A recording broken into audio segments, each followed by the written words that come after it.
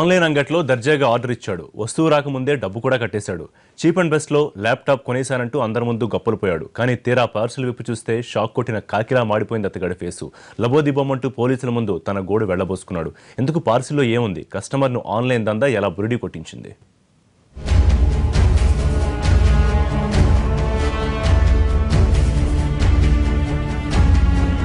పశ్చిమ గోదావరి జిల్లా ఏలూరు గ్రామీణ ప్రాంతానికి చెందిన కొలుసు తారకరాం బీటెక్ ఫైనల్ ఇయర్ చదువుతున్నాడు.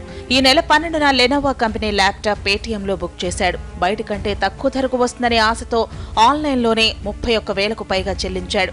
ఆర్డర్ ఇచ్చిన దగ్గర నుంచి కొత్త ల్యాప్టాప్లో చేయాల్సిన పని గురించి ప్లానింగ్ చేసుకుంటున్న టైంలో పార్సిల్ రానే వచ్చింది. కొత్త ల్యాప్టాప్ ఎలా ఉంటుందో అనే ఆశగా పార్సిల్ ఓపెన్ చేశాడు. అంతే, తారక్కు ఊహించని షాక్ తగిలింది. ఇంతకు పార్సిల్లో ఏముంది? ల్యాప్టాప్ ఉందా లేదా?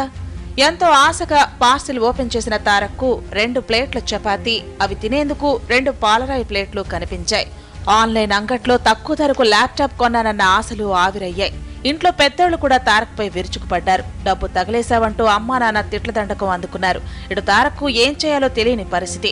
మొత్తం డబ్బు కట్టేసిన తర్వాత ఇలా జరగడంతో తారక్ మీడియా ముందు తన గోడును వెళ్లపోసుకున్నాడు. నాకు సాఫ్ట్వేర్ మీద అవసరం ఉంది. ల్యాప్టాప్ లెనోవో G5080 పేటీఎంలో నవంబర్ 12వ తారీఖు 5:39 నేను బుక్ చేయడం జరిగింది. ఆ బ్లూ డాట్ కొరియర్ వాళ్ళు నాకు ఫోన్ చేసి మీ ల్యాప్టాప్ వచ్చిందండి, మీ ఇంటికి వస్తున్నాం అని చెప్పారు. సరే, మా ఇంటికి రాగానే నేను ల్యాప్టాప్ని తీసుకుని ఓపెన్ మా పెద్దలందరూ కూడా ఉన్నారు, అందరూ చూస్తున్నారు. ఏమో మరి ల్యాప్టాప్ వచ్చింది కదా కొత్తదని చెప్పేసి ఓపెన్ చేసి చూస్తే 2 టైల్స్, వైట్ కలర్ టైల్స్ ముక్కలు, ఇంకా చపాతీ ముక్కలు, 4 ప్లేట్లు కనబడేసరికి నేను మొత్తానికి ఆశ్చర్యపోయాను. ఇంటికి రాత్రి ఫోన్ చేస్తే రాత్రి వాళ్ళు లిఫ్ట్ చేసి వాళ్ళు ఇంగ్లీష్లో అడిగారు వాట్ ద ప్రాబ్లం అంటే ఇలా ఫాల్స్ ప్రోడక్ట్ వచ్చింది అని అంటే వాళ్ళు అన్నారు blue dot courier office number ఇచ్చారు. ఆయనకి ఫోన్ చేస్తేనేమో ఇలా కొరియర్ వచ్చింది కదండి, మరి మార్బుల్ టైల్స్ వచ్చినాయి ఏంటండి అని ఫోన్ చేస్తే అలా అనగానే వెంటనే కట్టేస్తున్నారు ఆయన. ఆన్లైన్ అంగట్లో ఇలా జరగడం కొత్తేం కాదు. గతంలోనూ ఇలాంటి మోసాలు చాలానే చోటు చేసుకున్నాయి.